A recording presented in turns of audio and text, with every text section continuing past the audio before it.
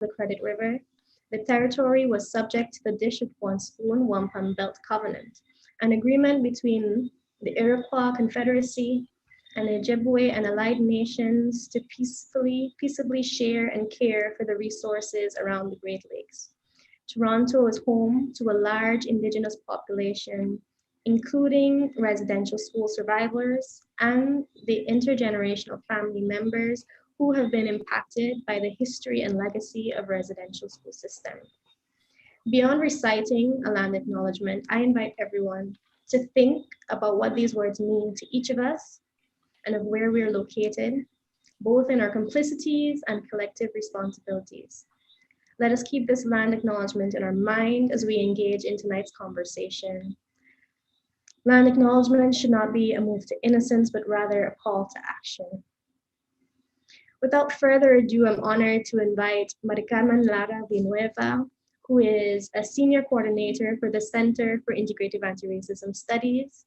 She is a PhD student and in the SJE department, and her research looks at anti-Blackness in Mexican schools. Maricarmen, welcome. She'll be giving our opening remarks. Thank you so much, Sarah. Thank you very much for that land acknowledgement as well. So I want to start by expressing my gratitude to this panel, to Danielle, David, and Arturo, and of course to the co-moderators as well. Thank you so much for making time in your busy schedules to be here tonight. I want to welcome everyone to tonight's webinar, Haitian Migration and the Necropolitics of Exclusion. And on behalf of Professor George Day, who is the CR's director and a mentor to many of us, I'd like to welcome everyone who's joined us tonight. The Center for Integrative Anti-Racism Studies has been organizing CRs in Conversations webinars since the spring of 2020. Our goal is to facilitate critical conversations around issues of race, anti-racism education, and specifically centering anti-Black racism. We know that anti-Blackness is a global problem. And although we have witnessed a variety of anti-racist statements, institutional commitments, equity committees, book clubs, you name it, so on and so forth. Specifically, of course, I'm referring to the so-called racial reckoning that resulted from the killing of George Floyd. However, we know that the forces that continue to negate Black life are intact. And we confirmed that a few months ago when we witnessed horrific images of the Mexican Guardia Nacional chasing a Haitian father with his young child in his arms, while he uttered, kill me with the child. Or when we saw the images of American Border Patrol chasing Haitian migrants on horseback, as if time hadn't passed. These images reflected the ongoing dehumanization of Black people, and also reminded us that immigration is a Black issue. The systemic mass deportation happening in the States and in Mexico is an example of global anti-Blackness, of the negation of Black humanity. As we were planning this webinar, and we were thinking of the questions that we wanted to engage in this panel, we really wanted to bring forward the need to account for the ways in which the West is implicated in the unfolding crisis that Haitian migrants are experiencing.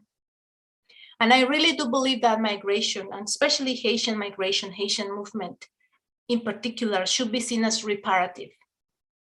Borders are only sustained through violence, imperial violence, that is.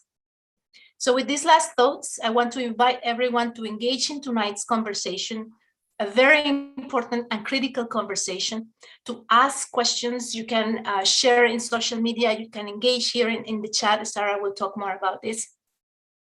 But also I want to invite everyone, most importantly, to keep talking about this. We know that this is not in the news anymore, it's not a hashtag anymore, but we need to keep talking about Haiti.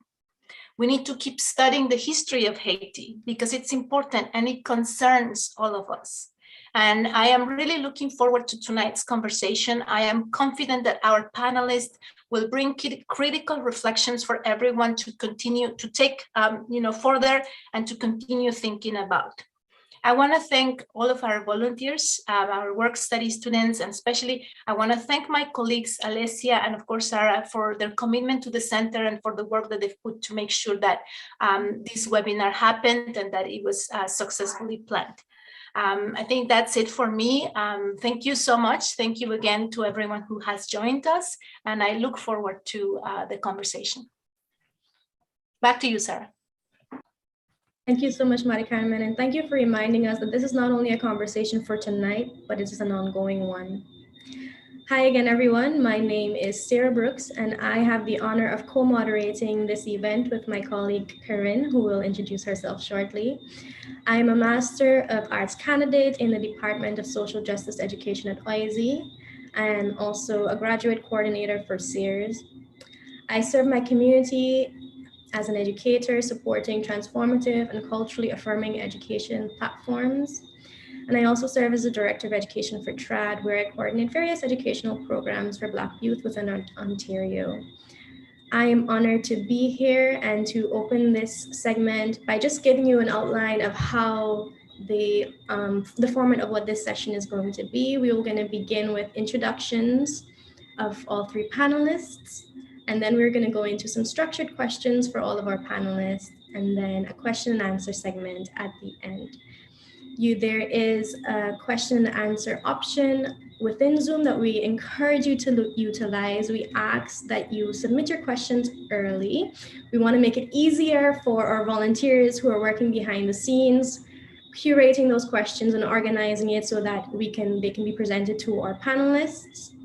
There's also the option to utilize the chat to add your comments and as the conversation continues. Also, we encourage you to follow us on Twitter and tweet and share the information that you're learning today using the hashtag Sears in Convo. Please see the chat. We've also just put our Twitter handle and the hashtag in the chat that you can refer to. As you just heard, this presentation is being recorded and live streamed to YouTube. The recording will be available in a few days. I just also want to let you know that we are honored to be joined by Jacques Haitian, who will be translating the event into Haitian Creole. Jacques is a writer and a slam poet artist who is well-versed in English, French, and Haitian Creole. He writes about consciousness, and his name, Jacques Creation, is symbolic in the joining of Haiti and Africa in the process of creation. If you would like to utilize this function, please look at the bottom of the Zoom bar. You will notice an interpretation feature. Once you click Haitian Creole, you'll be able to hear the translation that Jacques is producing for you. Now it's my honor to introduce my co-moderator, Corinne, to introduce herself as well as outline the themes for today's event. Hi, thank you so much for the introduction. Before I start, I want to make sure that I present myself not as a necessarily, although I am a PhD candidate, but I'm first a Haitian woman, descendant. My parents migrated from Haiti, both of them, in the 1970s. I'm a first generation here in Canada, and I know firsthand what it's like to face systematic barriers. So that is the first step that I would like to do before introducing my qualifications. So I just wanted to highlight that aspect. I also want to make sure that I introduce Haiti, not as one of the poorest countries as it is in the media and as it's often referred to. Actually, I want to introduce Haiti as the world's first Black-led republic and the first independent Caribbean state that threw off the French colony and was independent in the earlier 19th century. So I just wanted to make sure that I highlighted that point before we started conversation, because I think media perception of Haiti is always the first sentence as being Haiti as one of the most poorest countries. And that needs to be, that narrative needs to be changed because it's convenient for certain areas of the world. Now that I've got that out of the way, I can introduce myself. My name is Cohen Sanchez. I'm a PhD candidate in the Department of Social Sciences at the University of Ottawa. My research examines systematic barriers ingrained in the educational system and how it is manifested in the experiences of Black and racialized students and workers. I'm particularly interested in deconstructing the concept of race and exploring how the term rationalization draws attention to how racial identities are constructed and contested within relations of power. It's a lot in the condensed, there's a way I can condense it. The main themes, and like I said, I really am happy to be part of this conversation, but the themes that we decided to focus on is mainly the perception of Haiti as being one of the poorest countries. And this is why I made sure that I highlighted the fact that there are a lot of richness in the Haitian culture, and there's a lot of richness in our agriculture. And I think that's important to highlight and talk about how we grow our own products and we sell it. We don't necessarily import and export all the products that are associated as other countries have done, and they have contracts. So this is also a reason why Haiti has always been a pivotal country for importing and exporting, because we're very resistant and we have a lot of resilience in the business of capitalism. One of the other things that we wanted to talk about, we wanted to also mention how the US has benefited greatly from Haiti. And that is never talked about. How in the 19th centuries, Haiti was one of the richest colonies, and they were even richer than the entire Spanish Empire. When the US was battling against the English during the Revolution, France used the money that they made off Haiti and gave $9 billion to the US. This money was instrumental in winning the war. In fact, without the money that they've taken from Haiti, the US would have never gained independence. So in taking into consideration these elements, the historical elements of Haiti, is what brings forward some of the themes that we're going to be discussing. The theme of perception, the theme of migrants, the theme of Haiti always appearing as if we are incapable of managing our own economics. We're always incapable of funding our own needs. These themes are some of the subjects that we decided to take upon. It's not limited. We're going to have a conversation. It's not going to be limited to these themes.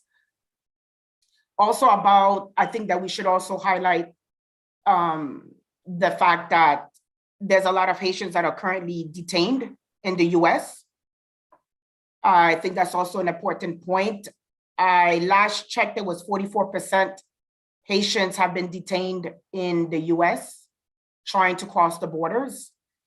These are some of the themes that we're going to talk about. We're going to talk about changing the narratives. We're going to talk about the richness that Haiti has in its own agriculture, the resistance that it has in terms of how the Creole language developed. It was developed out of resistance when we were taken from Africa and brought to the island. The reason that Creole became a language is because we refused to speak it French. And we wanted to make sure that we formed our own identity in the process. And this is how Creole comes about. And these are very important elements when we talk about Haiti. And it's important because Haiti is not only known, and I don't want it to be only known as one of the poorest countries. So I want to highlight all the beautiful areas that they never talk about. They never talk about Lakai, Okap. They never talk about, these are little regions on the outskirts that are beautiful, that are very, very well off in their own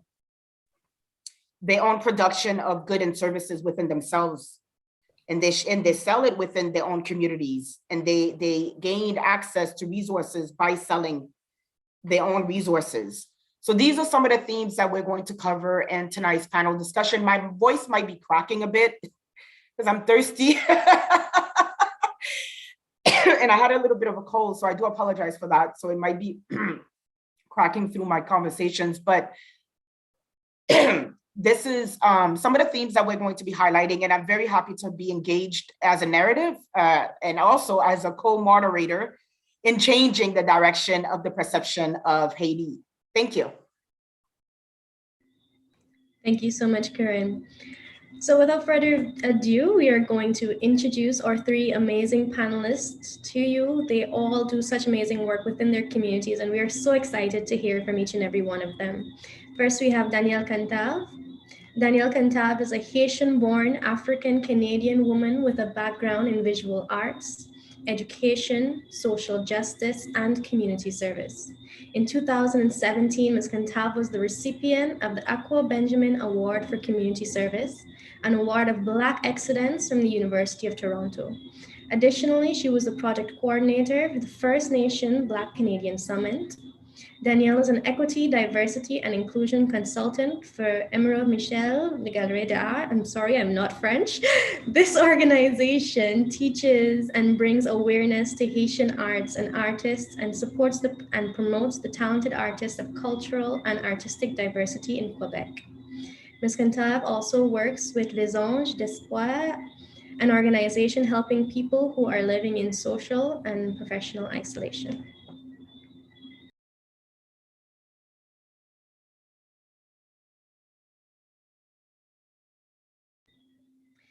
Next, we have David Delasca, born in Port-au-Prince, Haiti, and raised in West Palm Beach, Florida, residing in Scarborough. David Delasca is a writer, poet, actor, and humorist. A versatile artist, he uses stories about immigrant and diasporic experiences, as well as other various human realities to bridge realms of communication. His work and performances have been featured in the Toronto Star, CBC, and on Netflix. Finally, last but not least, we have Arturo Vizcarra. He's an international programs manager for CHIRLA, or the Coalition for Humane Immigrant Rights.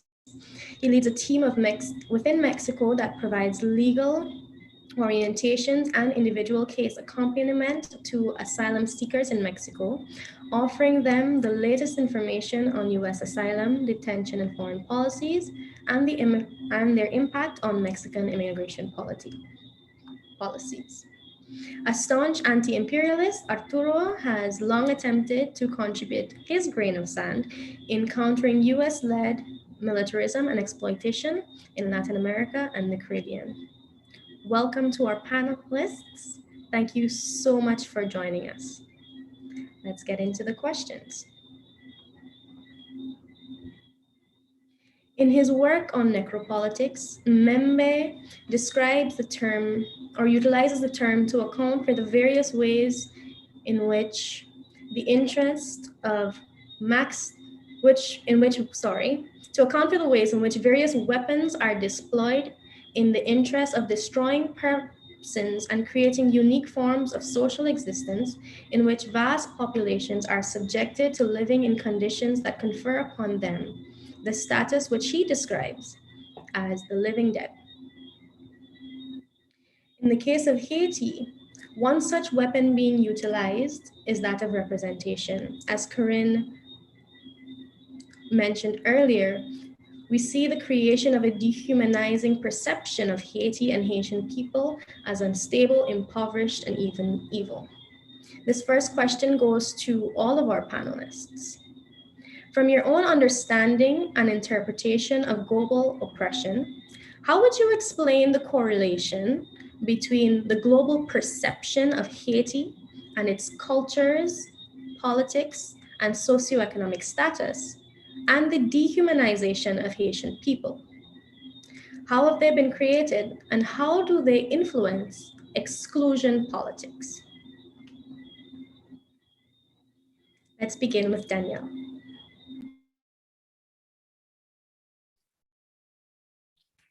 Yes, thank you for this lovely question. And thank you for the introduction, and really appreciate everything you said, Catherine. And it was so well said. Thank you, because I think it is important to share our knowledge and also our experience as Haitian people. So in my opinion, there's a flagrant correlation between the overall cultural and socio-economic politic perception and the humanization of Haitian people. So from the moment that the Haitian people request and won the war, so from that moment that we refused slavery and submission to France, the image of Haiti in the world was completely changed. During the colonial time, as you mentioned, Karen, Haiti was known as the pearls of the Antilles. However, it was only the pearls for France, and France benefit from Haiti. So after we won the war against Napoleon army, France demanded Haiti to repay retribution and the equivalent of what they would have earned if we were still enslaved. And Haiti refused, and we said that we'd rather be poor than be enslaved because they wanted to reinstate slavery. So we had no choice but to accept this offer, well, this imposition of imperialism.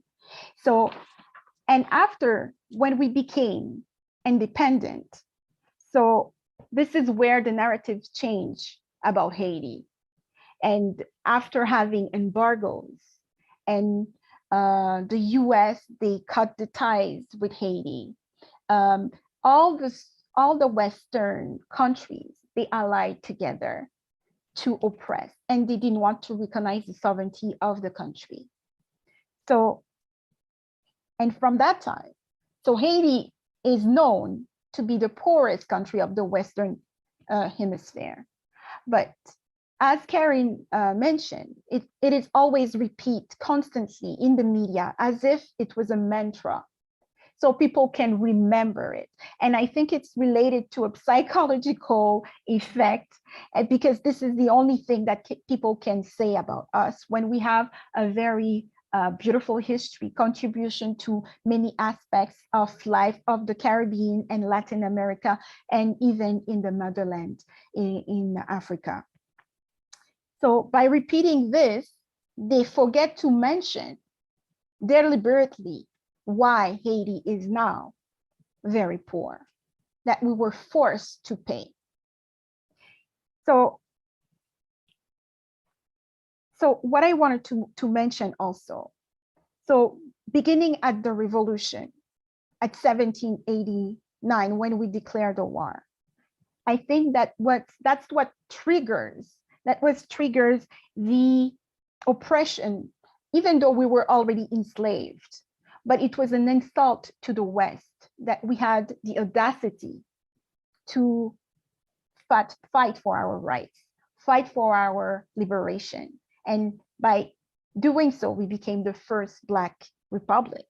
So the fact that Haiti became the first Black republic and also supported the Black liberation movement went always against Haiti and its own reputation and its perception in the world and culture.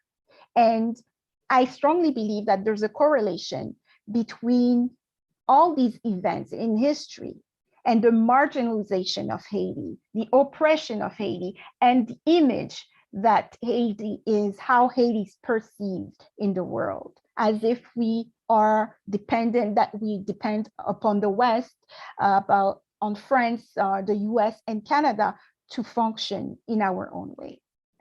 So I want to, before letting anybody talk, also, I want to say that as a Haitian woman, I am very proud of our independence and of our history. The fact that we gained our independence in 1804.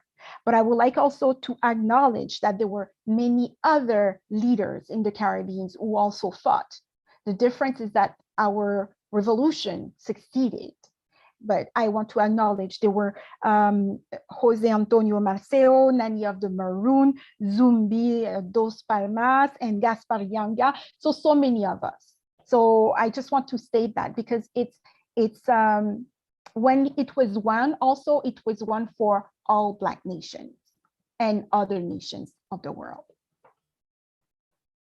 So that's my point.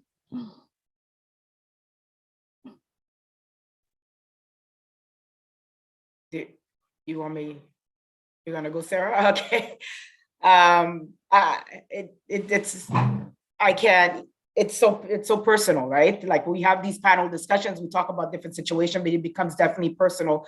And the narrative is part of this image of wanting to maintain Haiti as being this country that's incapable of managing itself.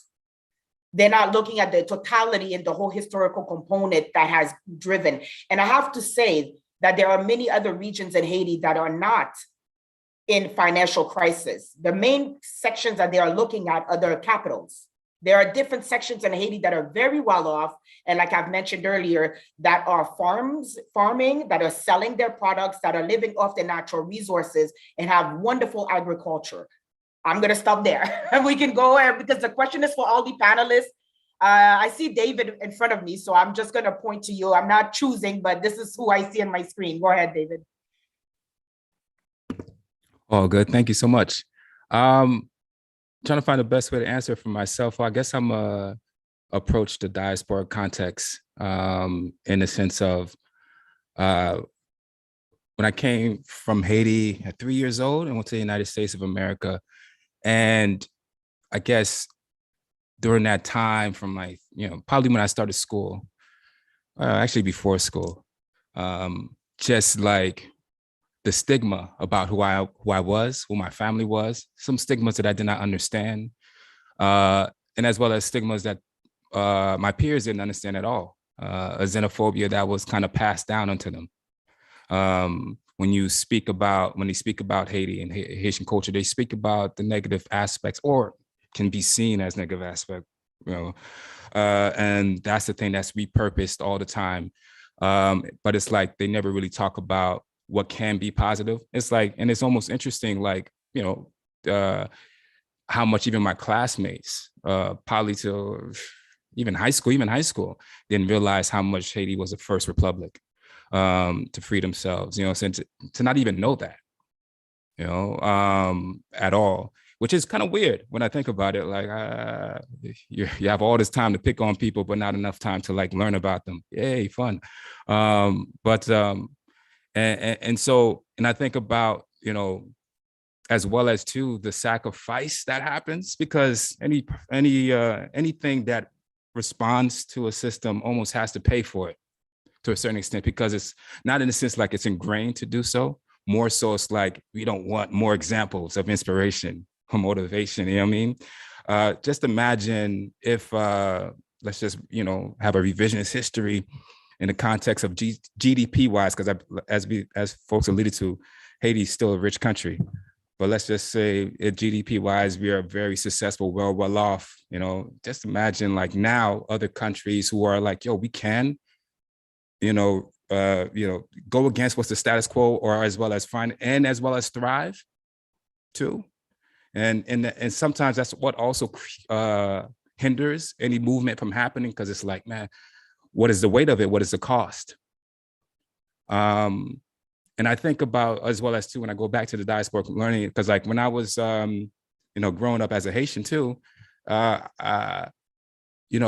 even my peers, my Haitian friends, my Haitian family would negotiate how Haitian he was just to protect themselves. I'm half Haitian. I'm 23% Haitian. I don't know what you're talking about. I'm not, it's just, my grandma's Haitian. Everybody in your family is just Haitian. But, just that stigma to try to survive, to navigate through, because anything that you've heard about yourself and anything that's can repurpose is negative stigmas that folks don't even understand, can't even explain. Their stigmas. That's the funny thing to me. It's like when somebody talks about a stigma, they can't even explain, whether it's about their understanding what voodoo is. They don't even know what voodoo is, you know what I'm saying? Or their understanding of what Haitian culture may be. They don't even know the essence behind it, the reasons behind it. It's just like, it looks like it's a great, I don't know, it just seems like it's susceptible to be picked on. And then as we also and so I believe like there wasn't like a lot of positive images or understandings and teachings, period, in popular media and relative as far as growing up in the diaspora.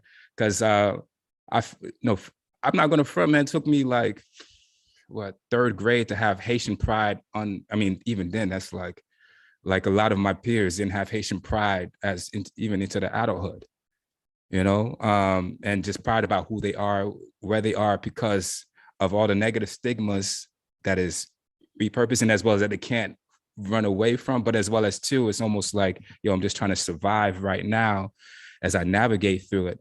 But I do believe like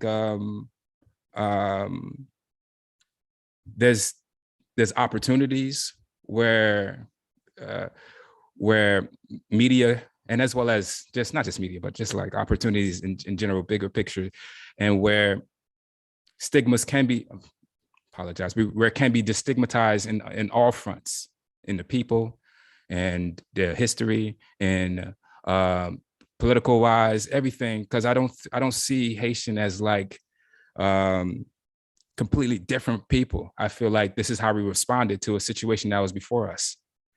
And I just don't feel like the sacrifice should be warranted, as far as what the effects of the sacrifice should be warranted. Yeah, that's what I have to say. Thank you so much, David. Honestly, growing up in the Caribbean, I can attest to those negative perceptions. Ignorantly, I believed Haiti to be a terrible, poor, awful place because that was what was said. And it's not until my undergrad that I was able to appreciate the significance of the Haitian Revolution and the struggle, and what you mentioned too about that price. We owe Haiti so much, even if just for showing us that freedom is something that can be taken. It doesn't have to be something that's given. And it's just, so much can be said even on that. Thank you so much. Arturo. And thank you for having me tonight.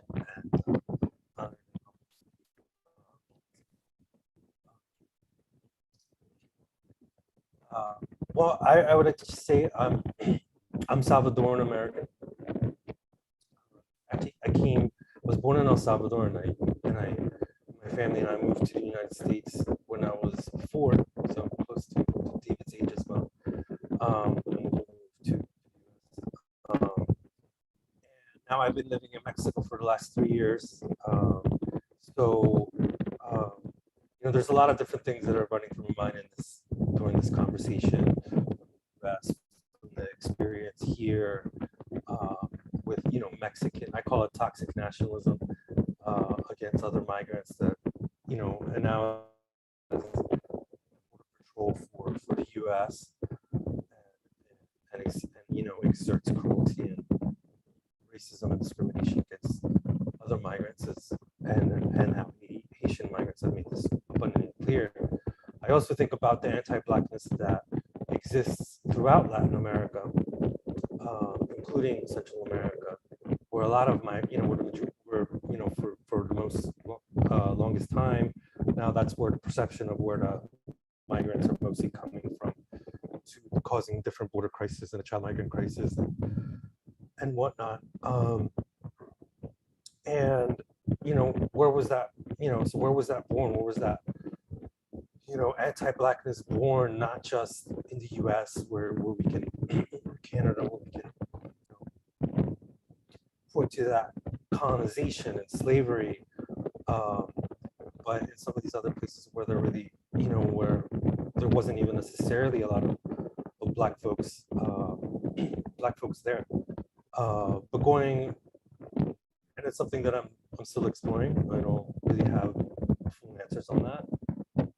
But I find it very intriguing as far as when we are talking about, you know, the Haitian Revolution and independence, that, you know, Haiti also played an important role in supporting Simon Bolivar, who is, you know, just esteemed throughout Latin America as the liberator, right? The liberator of Latin America against the Spaniards.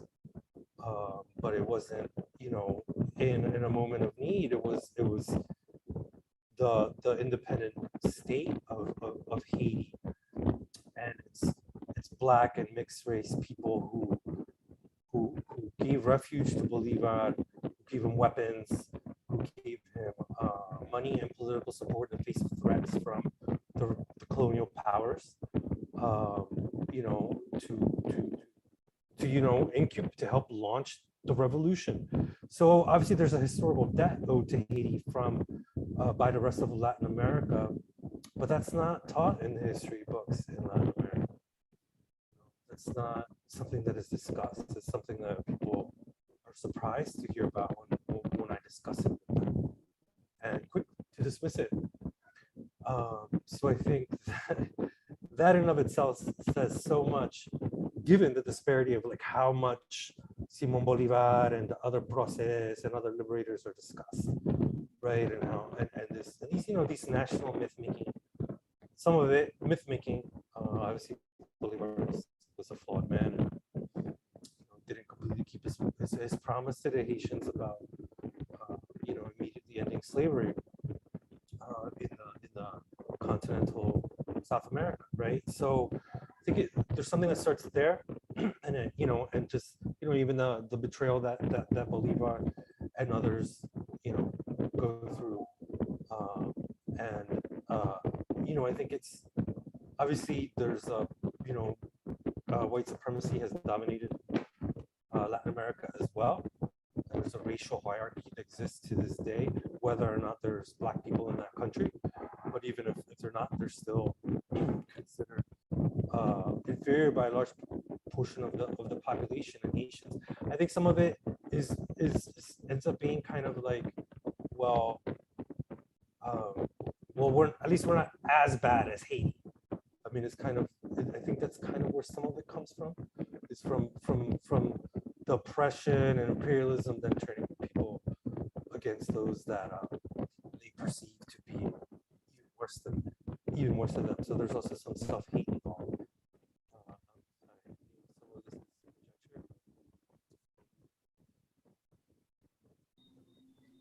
We've lost your audio a little bit there at the end, Arturo.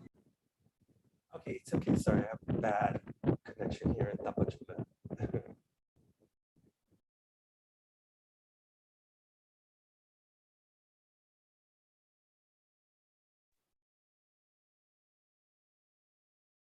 Okay. Did you want to add something else, Arturo, or? Oh, I was just saying, I switched the connection. Okay. I was just gonna say that it's pretty bad, the connection here in Tapachula, but some of it was conjecture, what I was saying, but I think some of the, you know, there's this historical anti-Blackness throughout Latin America, and now I think there's some degree of like, well, we're not as poor as they are, we're not as bad off as they are, and it ends up being kind of, you know, like kind of, what is that, the compounded racism, compounded oppression that has something to do with the self-hate of non-Black Latinx folks, and how that gets twisted into you know, them also not only expressing but acting in anti-Black ways. Thank you. There's definitely a narrative that's been maintained, and I think we've all agreed with that aspect. And I think this brings about the next question on colonization and the historical traumas that are associated or well documented linked to Haiti. How do you think America, Canada, and France are complicit in creating and maintaining the political and economic conditions in Haiti? I will ask Danielle that question. Thank you. Oh, that's a very multifaceted question.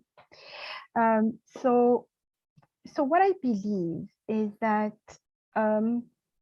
Haiti has been a source of inspiration, as we mentioned, in history. So since then, since the independence, so we have had many forces, foreign forces, who try to intervene in our policies and even to recognize our sovereignty. So although we fought for our independence and we got officially our independence, so Haiti is not fully free from economical, political control, because we have imperial powers such as Canada, France, and the US who constantly intervene in our policy, in our politics, in our economy. So the West supports themselves and support the unjust action because they gain economical advantages. For instance, Canada has access to the mining and has also companies in Canada. The US has infiltrated or tried to had occupied Haiti from 1915 to 1934, and constantly comes back. Every time that Haiti tries to fight those powers, they get together and they impose embargoes. They impose political restrictions. They orchestrated kidnapping of presidents and so on. Like we can talk about the case of Aristide, where it was Canadian army who was involved, and Canadian planes who took, in which Aristide was taken. So the problem, if I look at Canada, Canada is often perceived as a safe haven and as a Pacific country. But behind the scene, Canada is as bad as the US, who is blatant and doesn't have any fear to show what they're doing. For instance, when the people try to do an uprising because they wanted to have a raise in American companies in Canada, they shut down the companies. They put pressures on people. They orchestrated sometimes even riots. But we have to understand how all these events are connected and how all the three forces, Canada, the US, and France, they work together as a team. And also we can talk about those three, but there's other European interests in Haiti. So I also wanted to talk about the policy of aid. So there are many, in fact, there's many corporations disguised into NGOs who pretend to help. But in fact, what they do, they function like corporations. They're not there for the people. And unfortunately, there's many Canadian NGOs in Haiti, and there's many US NGOs. And the relationship with France has this historical relationship with Haiti from the moment that they forced us to pay, for the moment that they forced us to pay, they pressure Haiti to agree to pay 150 million in franc in 1825 as a retribution for the loss. And as people, as individual human beings, we were only considered as a loss for them. So this question, I think it's a question that touches so many aspects, because we can talk about the economic, the political, but there's always a reason that is even deeper, the control. And we can always ask why Haiti and why it is so important to crush or to constantly oppress Haiti. And I think that it comes back to the independence. I think it comes back to who we are. And I think it's come back to the fact that we've been involved in so many revolutions in the Caribbean and the Latin America. And even in the 1950s, we went to help our brothers and sisters in many African countries. So the fact that Haiti as so many antennas. Haiti's constantly seen as a threat, but people, they only see what they want, what is being portrayed in the media. So what I will say, the complicity of Canada, France, and the US, it's multifaceted in all aspects. And it goes, even if I look at Nana mentioned, the history of Haiti is not being taught in school. There's a purpose. There's a reason why the image that we see in the media is a poor country who's begging to survive, but they don't share the victorious aspect of our history, of our economy, of our arts and language, beautiful Haitian Creole language. So yes, I can go on a lot about many aspects, but what I think is very important to say is that the Haitian people are resilient, and we survived. If we survived slavery, we won against Napoleon, who was back then the strongest army. So we still have this in us. And we know that it's a period of oppression, but we know that we can counter this. But to do it, I also wanted to talk about, maybe briefly, a decolonization process, because with all those occupations, it affects the sanctity, if you want, of our beliefs, our spirituality, our practices. So I will stop here. Thank you. Thank you. I think it's important to highlight the historical association that Haiti has with the US and with Canada and France. When we introduce Haiti in the media, and when we keep the same narrative as we all agree on with tonight, this poor narrative, there's also another side to the coin that is hardly discussed. I don't think that anyone ever mentioned the fact that Haiti sent their troops over for the American Patriot that caused in Savannah, Georgia. And one of the troops that they actually sent was Henry Christopher. I don't think people mention that when they talk about the news. I don't think Haiti, they mentioned that Haiti was used as a transient point to send military aid to the US during the War of the Revolution. I don't think these points are mentioned, how Haiti has helped the US in so many different facets.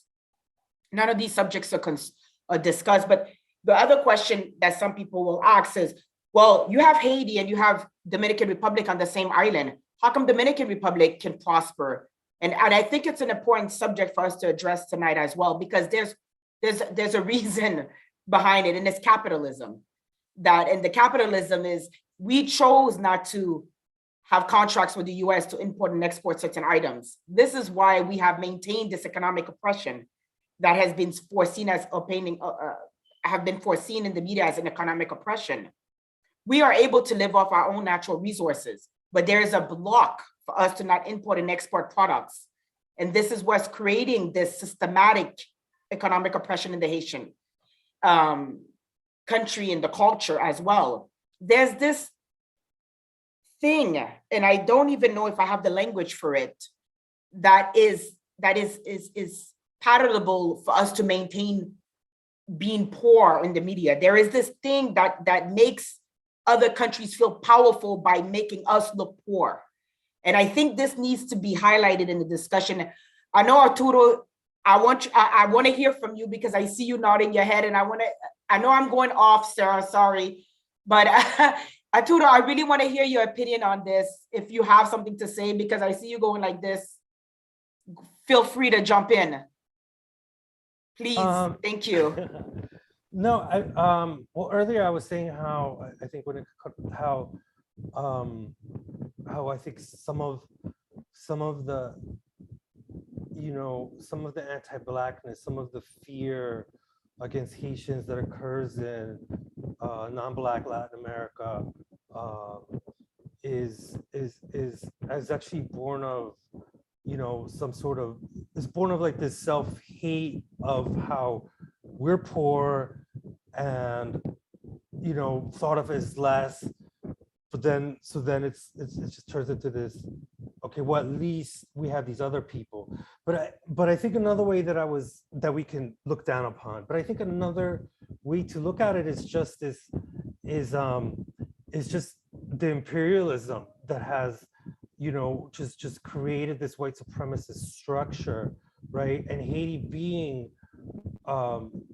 just punished as the first independent, Latin American Caribbean state, right? I guess the only country in the U.S. was the U.S. that, that had independence before, and also, and then again, how it's, the role that it played in the South American independence, yet it's not given credit for. It's I think it's complicated in a lot of ways, but in other ways, it's just as simple as it's just part of this, just the imperialist white supremacist structure of how it's better for non-Black Latin Americans to look at the actual oppressors and the system of capitalism and the system of white supremacy and how that affects them. But instead, it's like, well, what's happened in the US is happening now in Latin America, where it's the migrants' fault. Oh, now it's the Haitians' fault. It's like there's not enough Haitians here to blame anything on them in Mexico. This was already imperialism's fault. This was already just this capitalism's fault that has been for years, and since the independence been never really separated from this kind of like, oh well, you're Spanish, that's better. Oh, you're Spanish born in America's better, but not as good as the Spanish, right? Where it's like very clear racial hierarchies, and those things never really went away. So for example, when I speak about the discrimination and mistreatment and violence against Central Americans or the indigenous Central Americans or other migrants, because before it wasn't too many Haitians when I first started, more Africans, now there's more. There's always like this excuse, well, we treat the indigenous folks really badly. But it's kind of like, well, what does that, I mean, that's terrible. How is this an excuse? And I think in a sense there's imperialism also just continues to push that racial hierarchy now through the US as the dominant power as in the Americas, right? I think that culturally and whatnot. I'm not sure if all that makes sense. Yeah. A lot of what it's just, no. Y'all are sparking a lot of different things and I'm not. It makes perfect sense. And I think one of the things that is important to highlight is the fact that it's not convenient for the US or Canada to mention that Haiti was at the root of many of their independence, that Haiti was the founding fathers for where they are currently. It's not convenient, and that narrative isn't convenient. It's convenient for us to maintain poor and economically oppressed. But like I mentioned, and Danielle mentioned, and the statistics speaks for themselves. Haiti was at the root of the independence of the US. Haiti provided thousands and thousands and billions of dollars to help in revolutions and wars. But that's not convenient. We want to maintain this this specific narrative, and the truth isn't convenient. Yeah, go ahead. Just really quick. Yeah. Just lodge the idea that I was trying, and it's we're Central America is still a neo-colony of the U.S. Mexico, obviously, everything it does is tied to what the U.S. approves or not. So instead of realizing and how we should have the solidarity and brotherhood, it turns into, oh no, you're actually better than these people. And I don't know exactly where that comes from, but it's just obviously still this trick for the imperialists to kill us, to keep us down. It comes from colonization. All of this is rooted in colonization. You're a lighter Black person, so you're better. You're a darker, like all of this aspect of this division within comes from colonization. So yeah, I think we should move on. Okay. Thank you, Danielle. Thank you so much. Thank you. Great comment. You're muted, Corinne. Shall we proceed? Yes. Okay, following Arturo. Okay, Arturo, you have a vast experience working towards migrant justice, and I know that you are working in the field with migrants in Tapachula. I hope I said that good. Mexico, as we speak, we often speak about anti-Blackness within the context of the US and Canada, but not much is said about Mexico. I'd like to ask you from your perspective, how does your project of Latindad perpetuate anti-Blackness in the migrant justice movement? Whoa, that's a big question. It's a mouthful too. Yeah, Latinad. I mean, Latinad obviously is, you know, I'll speak to, at least for what I've learned about Mexican nationalism. You know, Mexico is obviously still a very big country. A lot of, you know, I mean, El Salvador, my home country, is just, you know, it's a tiny portion of like the population and land area, even less.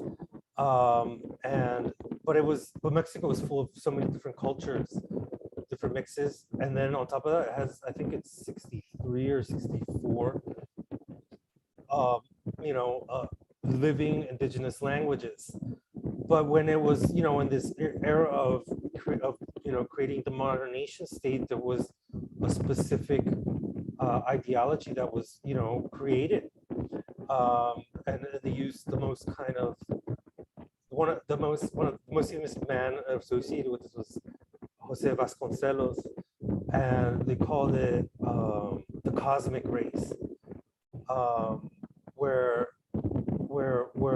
you know, but it was really just the way that, you know, a lot of people criticize it and look at it now. It's just really about you know, a way to try to resuscitate, to lift up mestizaje, folks that were both, they're a mixture of indigenous and European. And nowhere there was never really an inclusion of Black folks, right? So it was basically a myth-making, purposeful, calculated, you know, purposeful thing that was done in order to create this Mexican identity. And I'm going to focus on that because there's so many other parts of it and how it varies in different countries, but how we're seeing this now. And I think also how, because there's also the issue of how that then is exhibited in the US and Canada, in the immigrant rights movement, and how Black immigrants are often marginalized and visibilized, you know, within the immigrant rights movement, and within this supposed fight against racism, you know, we're not, as non-Black Latinx, you know, really dealing head on with the anti-Blackness that we come in with into the US and Canada, and then that gets mutated, right? Gets mutated in due to the racist histories of the US and Canada, right? So we're not dealing with that in the US and Canada and within the immigrant rights movements. And obviously then there's also obviously the issue of the indigenous folks. You know, there's obviously so many ways you could go with it. But going back to that project and Mexico in particular, it's been the last couple of months that we've been, you know, really working more closely with Haitian folks. My organization, Chirla, which is, you know, founded 35 years ago by mostly Mexican migrants. And we have this one international program where there's 3 of us here. We started in Mexico City, but now we moved to Tapachula because the idea was to give people information about the US, like immigration and detention systems. We always say it that way, asylum and detention systems, before they continue to take that dangerous route through Mexico. So we're here at this, you know, near the southern border of Mexico with Guatemala. And, you know, I think what I'd rather just say is, I knew that the anti-Blackness was real, but to see it consistently up close has been shocking to a degree, has been jarring, like, as to me, has been radicalizing, this is for me like I think my third radicalizing moment after the Iraq War and the coup in Honduras in 2009, just because the way, just how casual the racism is against Haitians and other Black migrants. You know, part of the reason right now I'm, you know, I was checking the lights and everything, and the internet connection, because this is my second day at this new place, because 2 weeks ago we were living in a place where they ended up barring the Haitians that we were working with from coming into the house.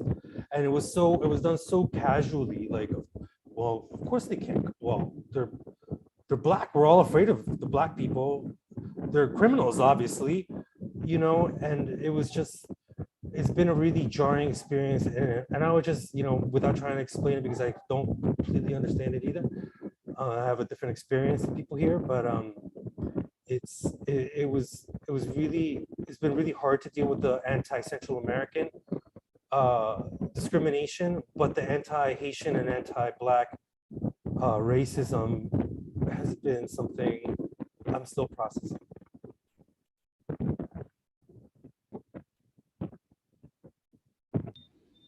Thank you so much, Arturo. That's so important. Corinne and Danielle mentioned earlier, a lot of the oppression within Haiti is due to the resistance to the the neoliberal and capitalist systems that have been imposed. But so much of it is also an anti-Black movement. When Napoleon went to Haiti, he mentioned that my agenda isn't only a capitalist one. I do not want to see the Blacks have their own republic, right? And I'm thinking too, why so much of this narrative of dehumanization exists and is the agenda behind it. Can you imagine if we did learn about Haiti and if we did learn about its resistance and how powerful that would be for this emancipatory decolonial project across the world? Simply as an example, Professor Day, the director of Sears and a professor at OISE, often reminds his students that where oppression exists, there will always be resistance. So the final question for you, David, is how can individuals adopt a politics of refusal when confronted with systemic dehumanization? And in what ways have the arts been a vehicle for resistance? Thank you for that. I'm not even going to front, man. I don't even know what politics of refusal means, but I'm gonna try my best to answer that. Because is it direct? Is it like basically in the statement, you're refusing? Yeah. I mean, it's resistance. You're okay. All right. Well, I think just even awareness, consideration. Obviously, in a global context, not obvious, but actually obvious. It's anti-oppressive, anti-Blackness. And then when it's intersected with different things, it becomes doubled down a little bit to whatever it intersects with, whether it's poverty, whether it's all these other different aspects. I think just more bringing consideration, awareness, and I think also what kind of integrity do you have, man? Like, I don't know. This is like, yo, you have to ask yourself as a person, what kind of integrity do you have when you understanding that a lot of different, the journeys that folks have gone through and the journeys that folks are going through, it doesn't really just happen random. Nothing is really super random. Obviously, the meeting of things can be random, but that's not really as random. A lot of humanity can make sense, just being human. And I think a lot, and the art is a perfect opportunity. Arts is a perfect opportunity. I think of even myself finding a lot of Haitian pride from writers like Edward Zanticat, like, you know, like her book Crick Crack. I was like, yo, who's talking about similar aspects to my life? What is going on here? And even those type of aspects provide, pride within myself in a way where not just, directly, but as well as what I can speak about in a literary context to other people, and as well as what people bring to me. And as well as when you realize the people as a people, rather than, I think a lot of times people let systems influence how they see them, which I think is weird, man. Like, like why not question, and why not as well tap into the human aspects of folks. And I think the art is an opportunity. I mean, historically, the arts have been able to use to inform about what's happening contemporary historically. It gives us an opportunity. It gives us a freer range to understand the different contexts and nuances of feelings and emotions and how things have become to be. It is a connective aspect. And it, I mean, not to be all catchphrasey, but art is power, you know, but it is facts. And because I think about how it resonates for me, and how much I've learned, not just from myself, about myself, but about the world around me, other people, from other artists, how they speak about themselves and how they can speak generally. And I think there's so many different Haitian artists doing their thing, and as well as too Haitian culture, within the culture of music, within the culture of the poetry, the visual arts, the painters. Come on, man, Patrice Piard. Let me not, list so much, but there's so much different culture and experiences. It's just like, I think art is the easiest access to learning about people. It's the easiest access to learning about people, learning about individuals or a group of people. Not to say it is the most consistent or the, the absolute way, but I think it's the easiest way to learn about people, learn about cultures, learn about values, learn about different things that make up who we are and how they're responding and how they're navigating through the world. And so, yeah, man, expression is probably the easiest way to counter resistance. To speak up, to talk, to express, to speak out, to speak in. To connect and whatnot. And so, yeah. Thank you so much. Like we began, we've heard so many times the negative, but there needs to be space to speak about the culture, to speak about the history, to speak about the strengths. So I don't want to put you on the spot, but I kind of do. Can you speak to Haiti right now for us? Tell us one thing that you think our viewers and our listeners should know.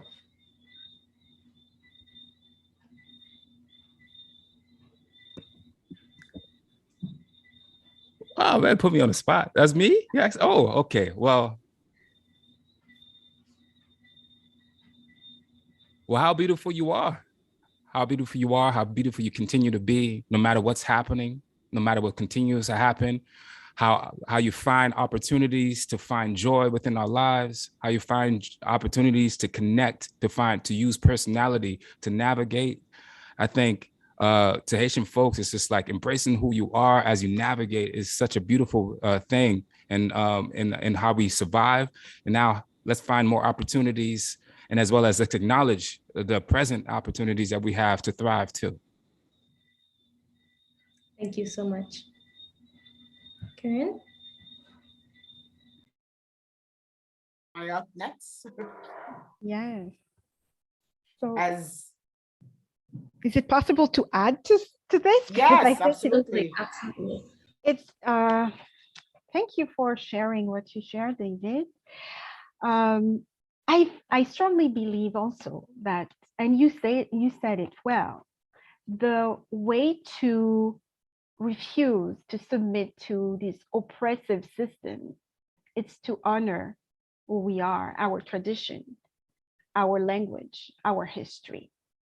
So by doing so, we preserve who we are, because we as people, they impose upon us a colonial language, the French language. And then the imperialist system wanted to dissociate us with who our roots. And because it's through language that we transmit tradition, oral history, knowledge of traditional health treatments. So by having the Creole language, it's also a tool to resist. And by knowing who we are, by knowing our history, it's to know our identity.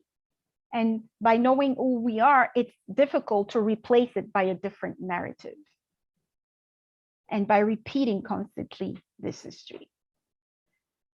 And I was thinking about this, how the Vodou practice is embedded in the Haitian culture. And it adapts itself to people's reality. And when we talk about art, that's another way. It was another way to resist. It was another way to use those tools as a tool of resistance against oppression. And throughout arts, we can think about the writings in Haitian Creole. We have beautiful poetry. We have books. We have the pleasure to have with us a writer who's today, who's doing also the interpretation in Creole. He has beautiful comments of the Creole language in his writing, Jacques Creation. So we have so many aspects. We have the dance, the expression. Everything is connected to who we are. It's connected to the land, and it's also displays our history and our identity.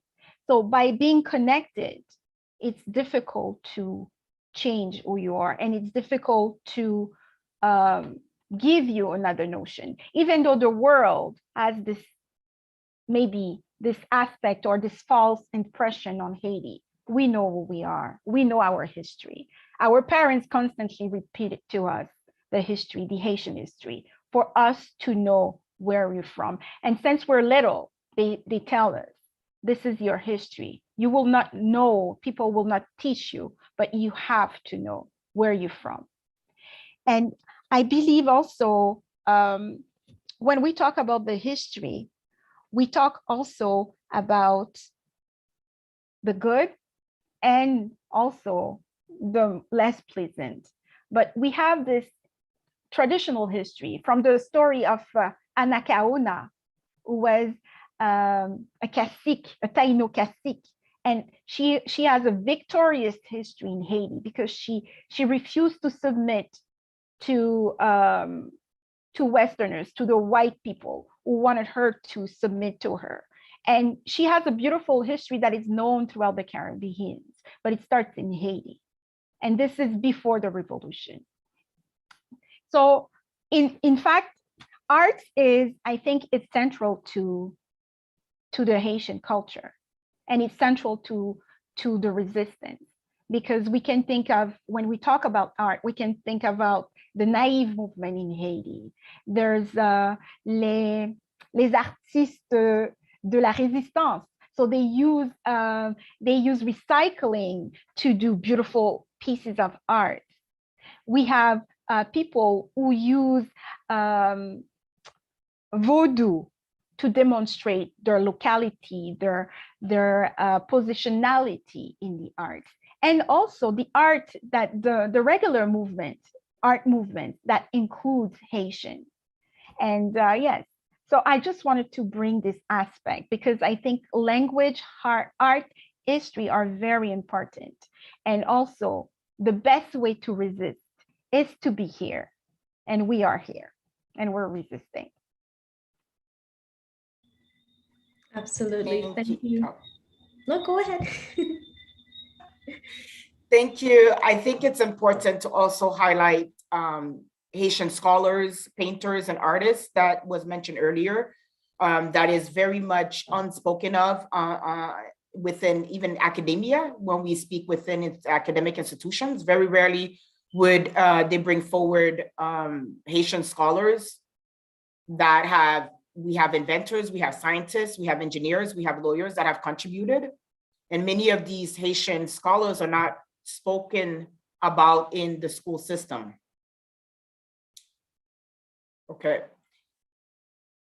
I think these are things that we need to also make highlights of. And I think we should also mention that citizenship is not indicative of equal treatment.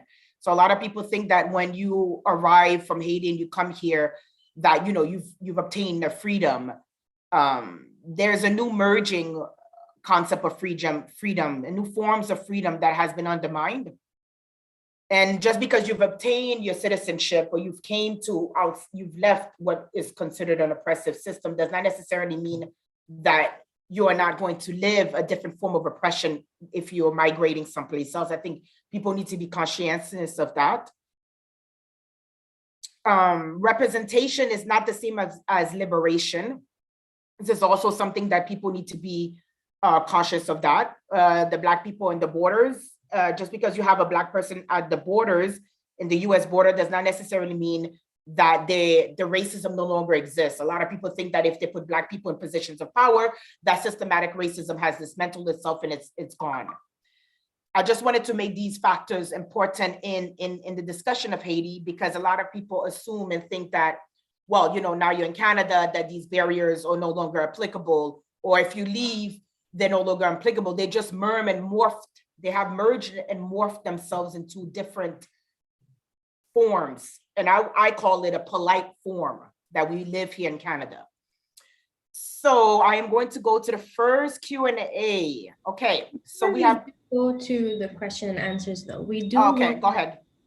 Yeah, so thank you for, firstly, those important points, Corinne, because the reason we chose the title, Haitian Migration and Necropolitics of Exclusion, is because we wanted to make it clear that that exclusion happens in both places. Like you mentioned, it's not just escaping a certain situation in Haiti, but when you come to these other places, that the marginalization, the oppression continues, and that needs to be dismantled. But we do want to give each panelist an opportunity to give closing remarks, a minute for each before we go into the question and answer segment. Let's start with Arturo. All right, so I have disparate points that I just wanted to, all right, I'll try to hit them. I would just say Venezuela was really one of the only countries during the time of Hugo Chavez and the Bolivarian Revolution, was one of the only countries in Latin America that ever embarked on this public campaign of claiming Blackness and pride for it. And that's also part of the reason why they were so hated, I would just say. I think Haitian and other like non-Black Latin Americans and Haitian and other Black folks, you know, I think we need to stop viewing each other and treating each other through the mirror of white supremacy and the oppressor, and build those, you know, difficultly built bridges to one another. And again, I'm saying this like from the US context, and I'm in Mexico and as a Central American here, and it's complicated.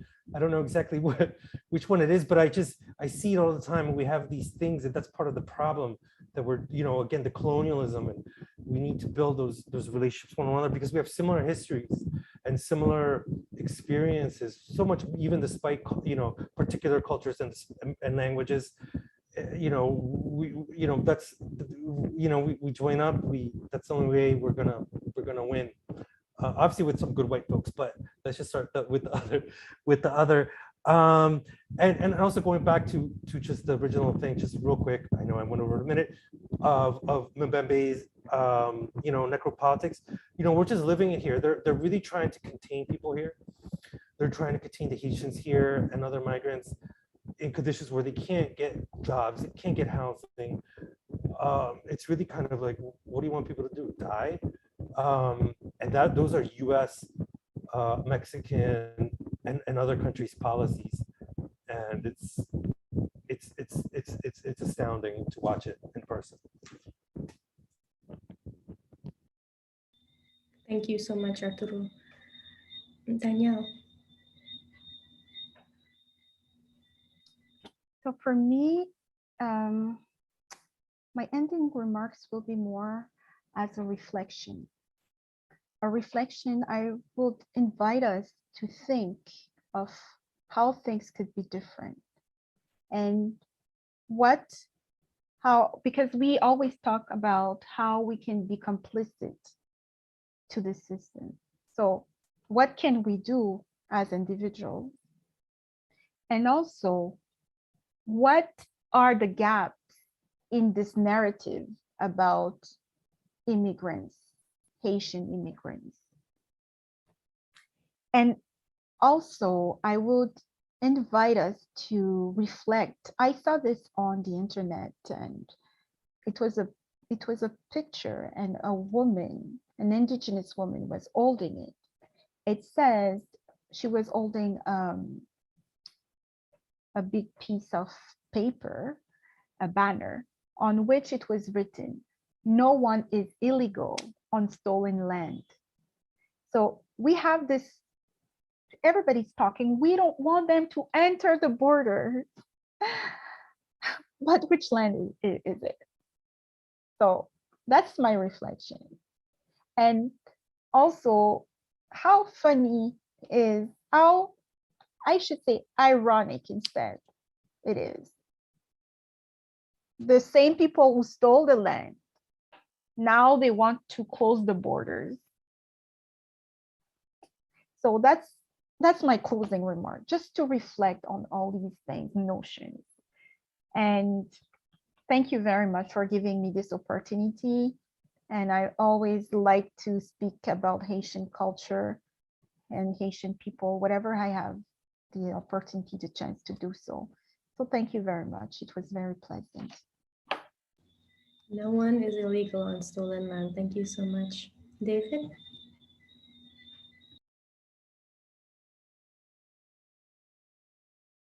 All right. Thank you. I hold gratitude for this experience. So thank you very much.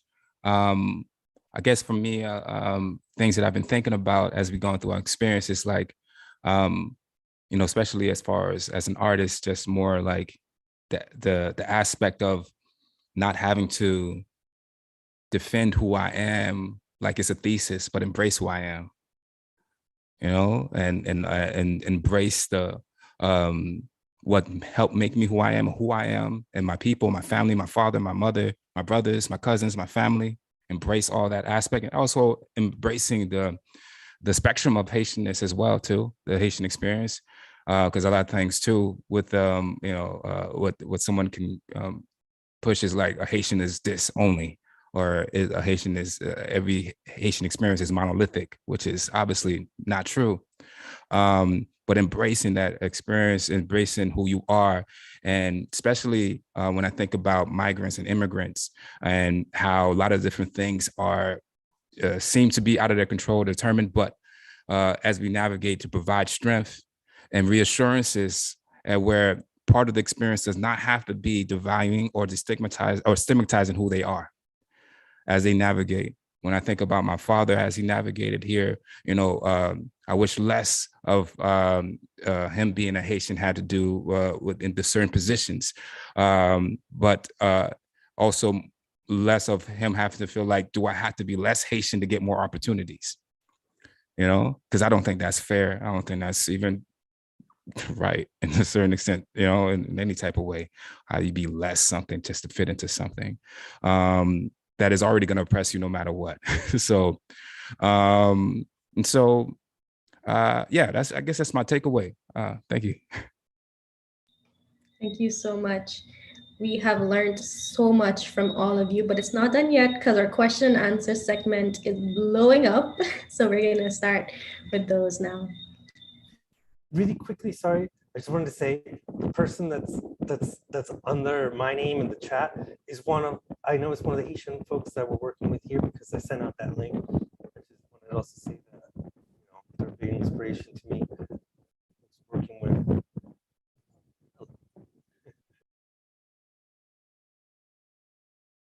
Welcome. Thank you. Okay, let's get to the first question that we have here. As a Guyana, I learned about Haitian revolt after visiting Cap Coast Castle and seeing the room in which people who resisted slavery were kept. Reading, listening to elders, and learning about Haiti was empowering. As an educator, how might we discounter the oppressive narrative with our students?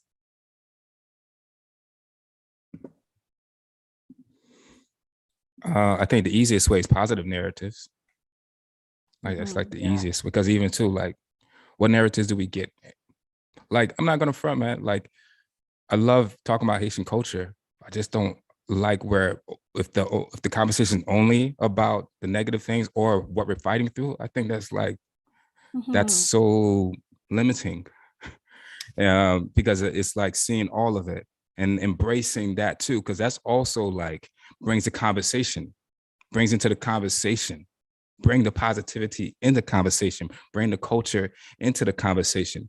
Remember you mentioned earlier, like academia sometimes only use the scholars. Like, why? Like, what is the reason that when the Haitians are just as smart as anywhere in the world? You know, those type of things. So I think it's just more so utilizing a lot of the positive experiences, and because I think a lot of these things, obviously, we need to talk about. It's necessity, but what's necessary too is to speak about the spectrum of the experience, and too, because it's like, you know, there's so much to celebrate as well. And not just celebrate because of what we lost, but celebrate in general what we're doing, contemporary, historically, what's possible in all different forms, whether it's in arts, whether it's in sciences, whether it's in maths, whether in all these different spectrums that Haitians are making big impact. You know, those type of considerations. If only you think about Haitian and only think about the oppressive nature, then you have to question yourself, why are you only seeing it like that? Because I don't see Haitians as just only oppressed, or we don't. I can't see it like that. It's hard for me to see it like that. I see so much life. I see so much beauty. I see so much culture in the way we navigate, the way we talk, whether it's in the slang, the terminologies, whether it's in how we express and how we tell a story, all these different things.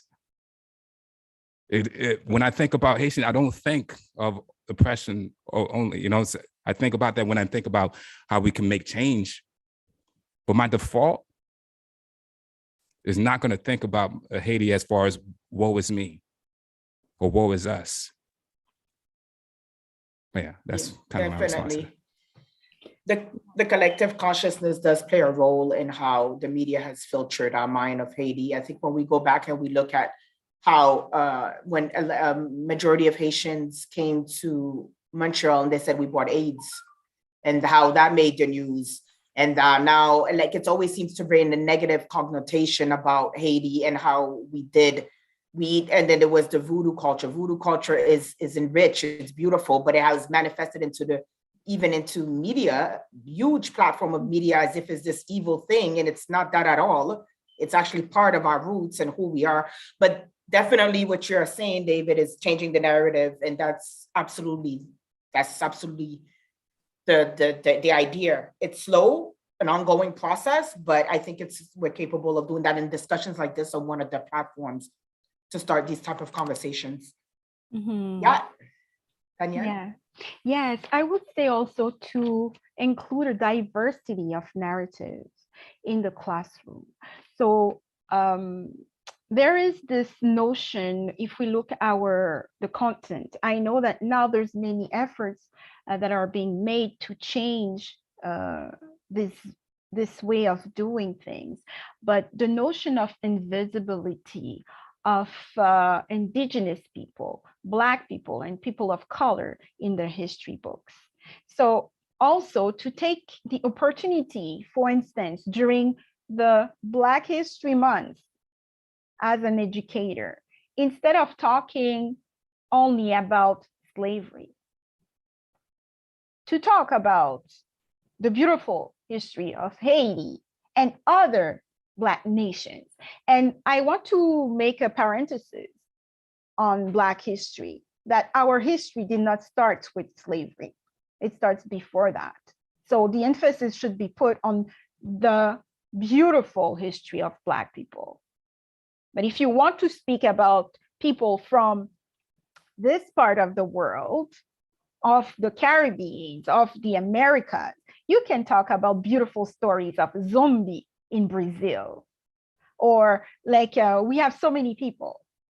Instead of talking about slavery, yes, we know we were enslaved, and I believe this is another narrative. We were enslaved, but before we were enslaved, we also had an history. So I just wanted to say this.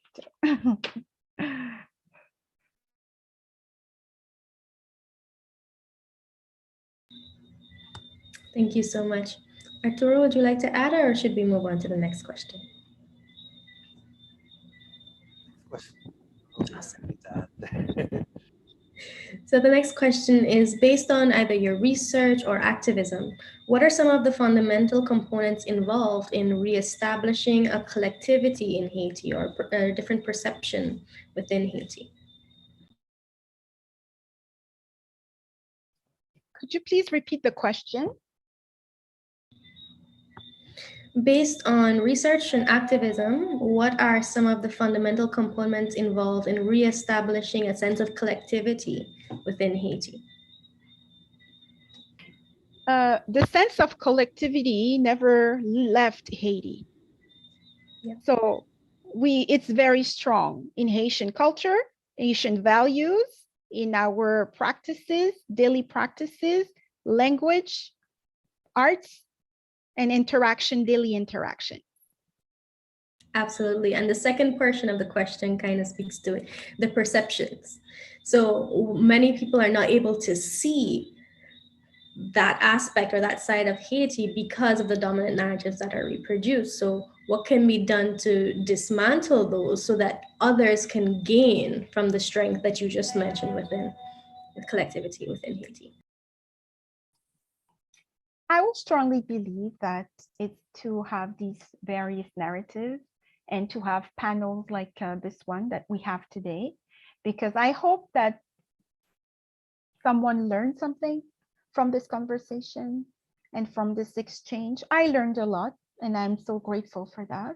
So I think it starts with a dialogue, and a dialogue with people.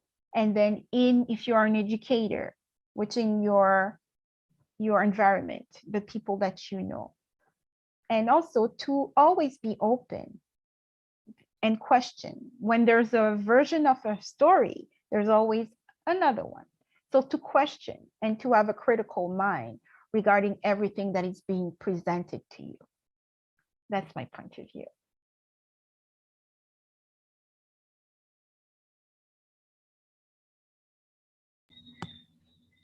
Thank you. Would anyone like to add?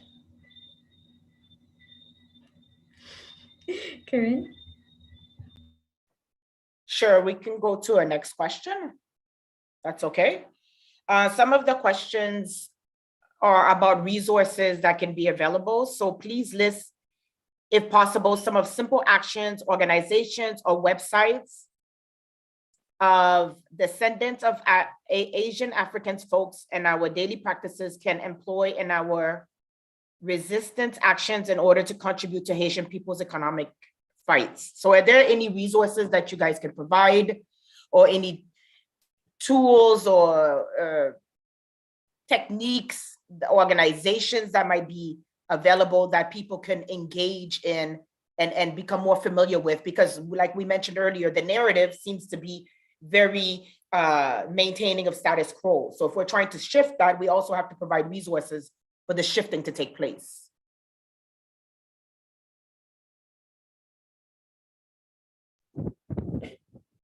Sorry, Yes. I'll just start real quick. I would definitely, as far as like folks that are doing work on the ground, Black-led, Haitian-led, again, I'm not very familiar with Canada and all the political seats, but the Haitian Bridge Alliance is doing work on the ground all over the place recently. They're trying to grow. They just, they bring an analysis that includes anti-imperialism into these conversations. There's also BAJI, the Black Alliance for Just Immigration,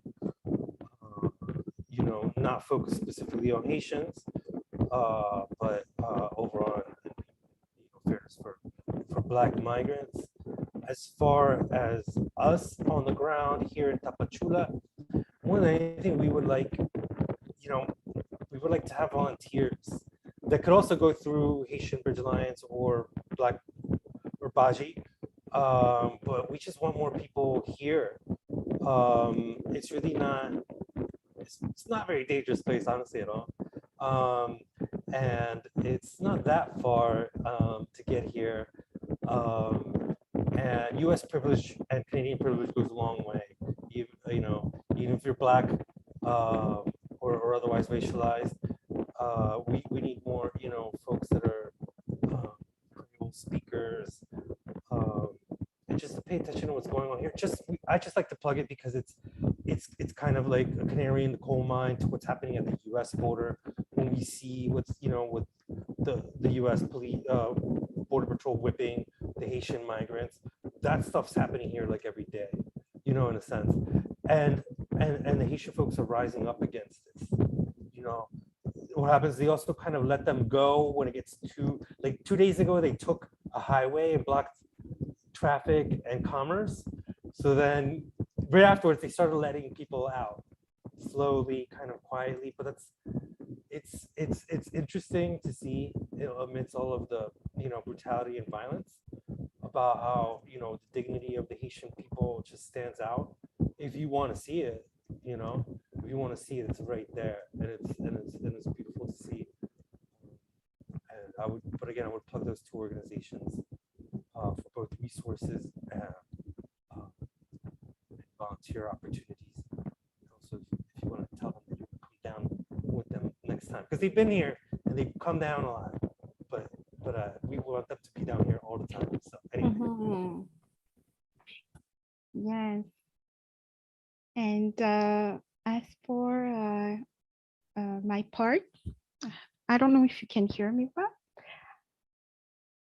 Hello? Yes, we can hear you. Oh, perfect. So as for my part, yes, I would like to share briefly, like there's some organization that I can think of, and I don't know, maybe I can try to share them in the chat later on. So I can talk about Les Anges de l'Espoir. It's the translation will be the Angel of Hope. So it's an organization who helps to who help people living in social and professional isolation. They're based in Quebec. They work mostly in Quebec, but when there's also Haitian-led efforts. So after the earthquake in August, so there was many actions that were taken.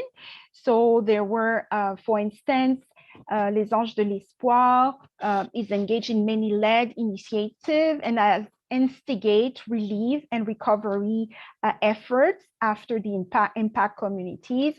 So they do many things, and they will still continue. They develop some microcredits for people who lost their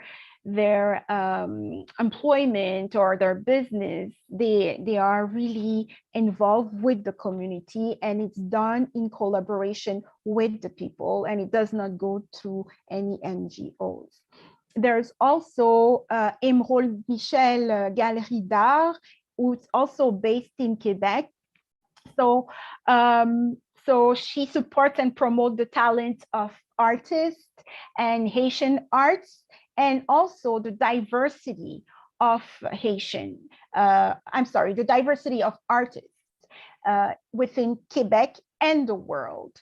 So there's a strong correlation between the art of Haiti, what's going on, even though the gallery is in Quebec, but there's also a link with Haiti and what is going on in the art movement in Haiti. And I can also speak about Merita Wisdom. Merita Wisdom is a nonprofit organization that is dedicated to the service of the community, Merita, which is the indigenous name of Africa. So they provide the traditional storytelling to families and resources. So when we talk about Merita, we talk about the diaspora of the Merita community. So it includes Haiti and other countries of the Caribbean. So these are the three organizations that I can think of. And also there's many other Haitian-led ones. I will be able to have them, but not today, but other organization-led that could provide efforts for women and children. So I'll try to put them in the chat, or do you want to proceed differently for this, Sarah or Karine? Do you want me to You just can put go it in? ahead and put it in the chat, yes. Sure, perfect. And for those of you who are thinking, oh my gosh, so many organizations have been mentioned and there's no way I can remember it, do remember that this event is being recorded and the video will be posted on our website in a few days. We have another question from the audience in response to our observations of the Haitian migrant crisis as it unfolds. It says, what do you think of the response from Haitian diaspora and civil society organizations?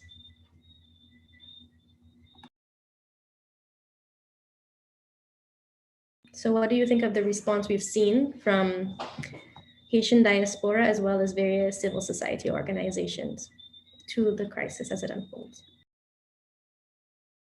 We could add, like, has it helped with policymaking? Has it encouraged any kind of the reaction from the Haitian diaspora? Has it helped with recognition, with policymaking, like of causes? What do you guys think of that?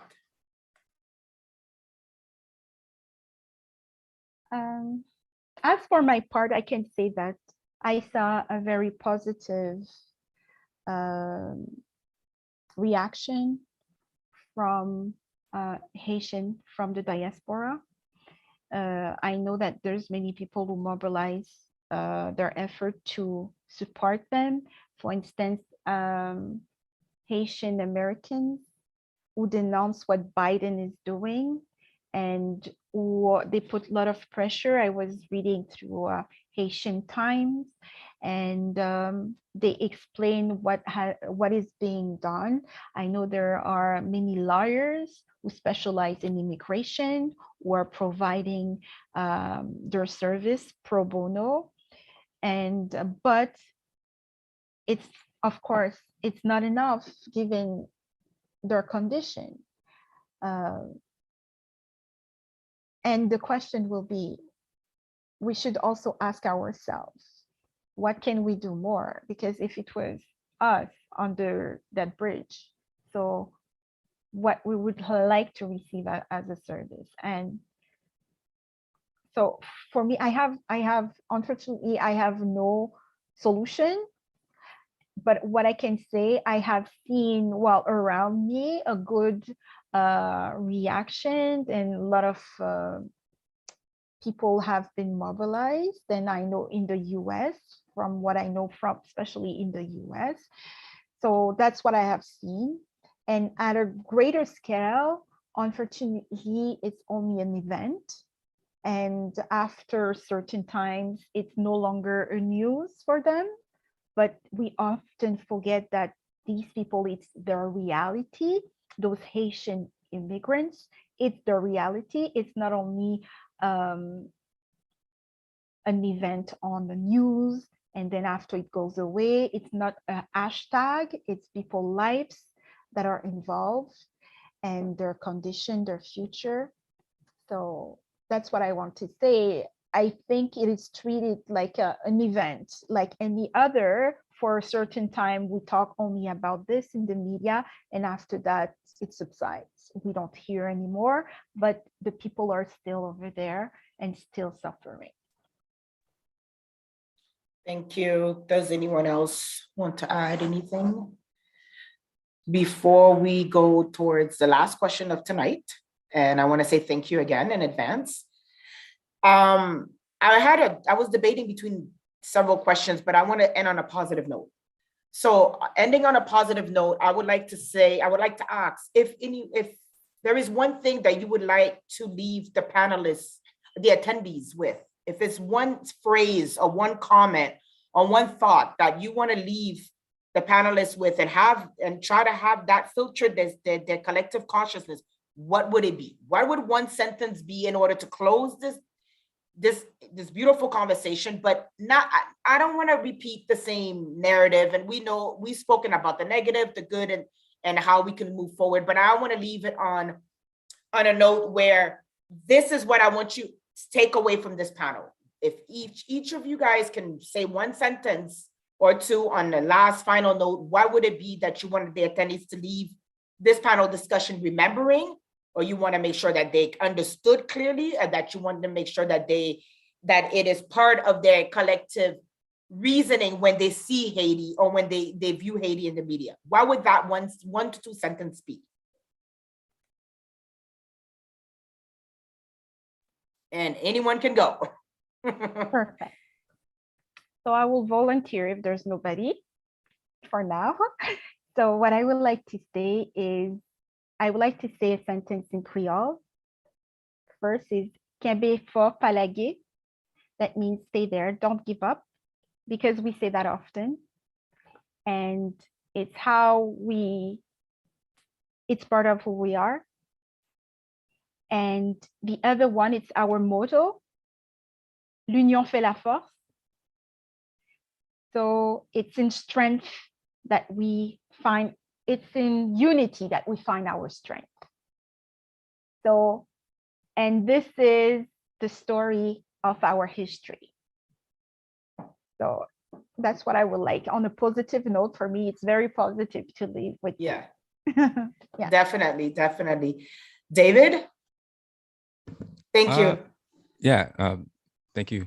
I guess I would give a suggestion, or am I going to use the word challenge? Challenge is such a heavy word. I think it needs to be challenged. I think it's okay if you use that word. I think people need to challenge their way of thinking and unlearning some stuff. So it's okay. Facts. I would just say, for me, I think, how about, follow up on some Haitian artists in all different types of forms, like learn some Haitian music or whatever you're interested in. If you're interested in sports, learn about some Haitian representation of those sports. Whether, say, if you're a basketball player, I remember my dad used to make me watch this basketball player. I thought he was suck. But like I used to watch him all the time, Odin Polanese, because he was born in Port-au-Prince, but he was actually kind of good. But like I was like, why are you making me watch him? But but even with that, I gave a little bit of pride, or just whatever field that you're in, how about consider the Haitian representation of that too? Because I think a lot of times it's just like we have a subconscious dismissiveness, and so how do you challenge your subconscious dismissiveness? And look into different Haitians doing their thing in all different types of forms, whether it's in academia, whether it's in sports, whether it's in music, whether in different types of arts. So I challenge you to do that. Look for a Haitian album, even if it's Wyclef. Shout out to Wyclef. Whoever it may be. Sweet Mickey. Whether it's Sweet Mickey, if it's anybody. If you're gonna listen to some T-Vice, whatever, whatever you want to go to. If you want the newer generations. If you want to learn how to compa, so whatever it is, challenge in that type of, because I think I don't think it should be weird or like, oh, what is this? When we see Haitian culture, I would love it to be more accessible, where it's just like, oh yeah, it's very different from the Latin culture. Like right. Our Latin culture is this capitalization of Latin culture, right. The music, the culture. Haiti, there isn't. In the Haitian culture, there isn't. So there is a bit of a difference. Especially with the influence of Zouk recently, recently, it's very funny where it's like, it's not as direct to the Haitian culture, but the influences, but I'm not going to go too much into that. But I challenge you to take in some, in any type of form, that representation of whatever is your interest. Maybe there's Haitian representation in that interest. And that's facts, period. Yes. Arturo, I'm just going to go with Arturo because to give him one chance. Yes. Yeah. I think what I would say would be directed to the non-Haitian, non-Black portion of the audience. And it would be, and especially non-Black Latinx folks like myself, know your enemy. It ain't the Haitian folks, definitely ain't the Haitian folks. There's we have much more in common. Yeah. Folks, there's other types. It's complicated. Latinx people are very complicated, but let's just this can't keep on going. This violence and necropolitics towards all migrants and towards Haitian folks unacceptable. And we have to do whatever we can to stop it. Thank you. Daniela, did you have one last thing to add? Sure. Yes, since David mentioned artists, I believe David is an artist as well.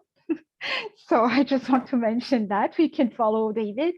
And also, like, I'll send the name of a few artists of Quebecers, artists of Haitian descent who have been on the music scene for many years, but they're not really known because, for instance, in Quebec, they don't have this platform to give.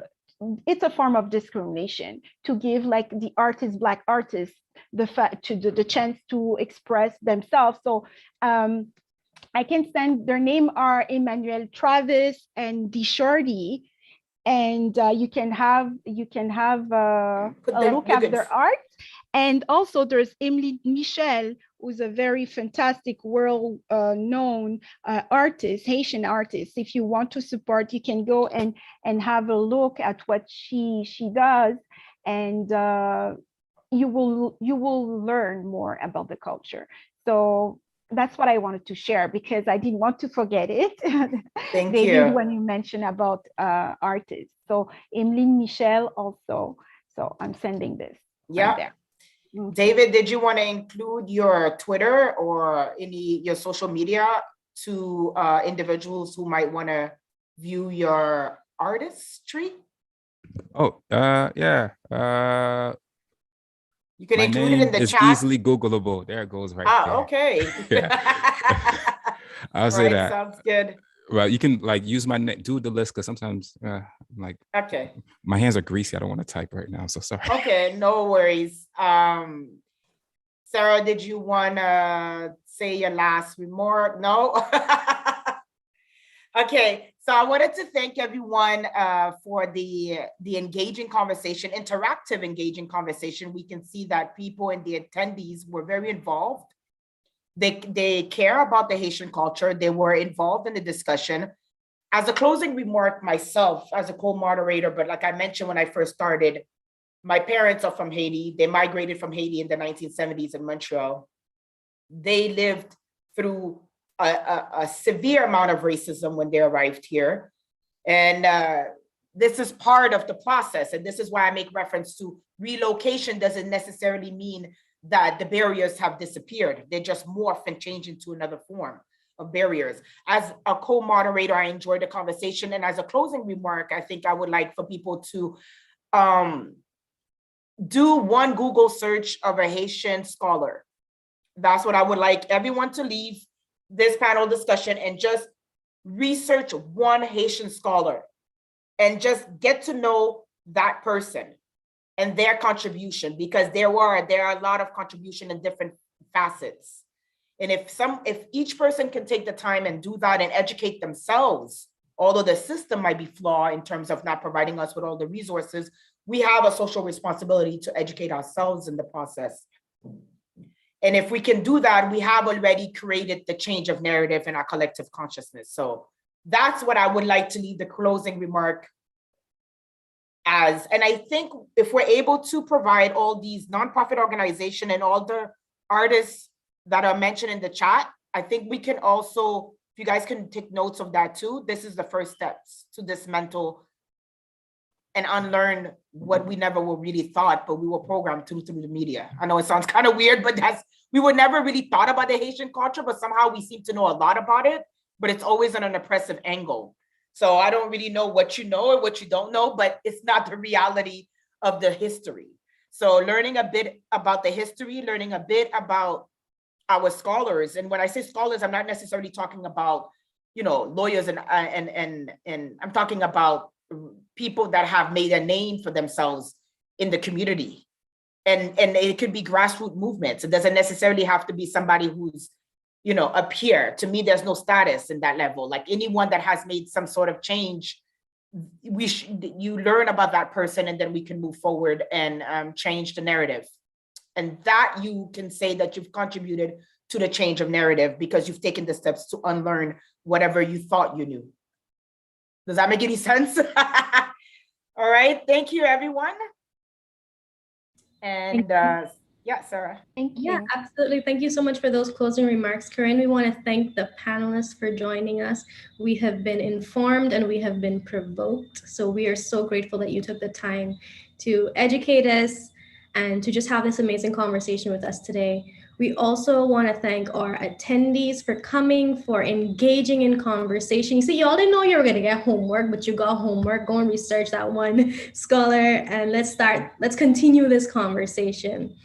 But before we close, we also would like to ask those who were the volunteers that made this event possible to come on screen just so we can show you appreciation, because oftentimes we don't hear about the work that goes on behind the scenes, but so many volunteers from Sears, including Ayan, Sifa, Talha, Mari Carmen, Alicia, have worked tirelessly for such a long time to make this event possible. And we just want to acknowledge you and we want to say thank you.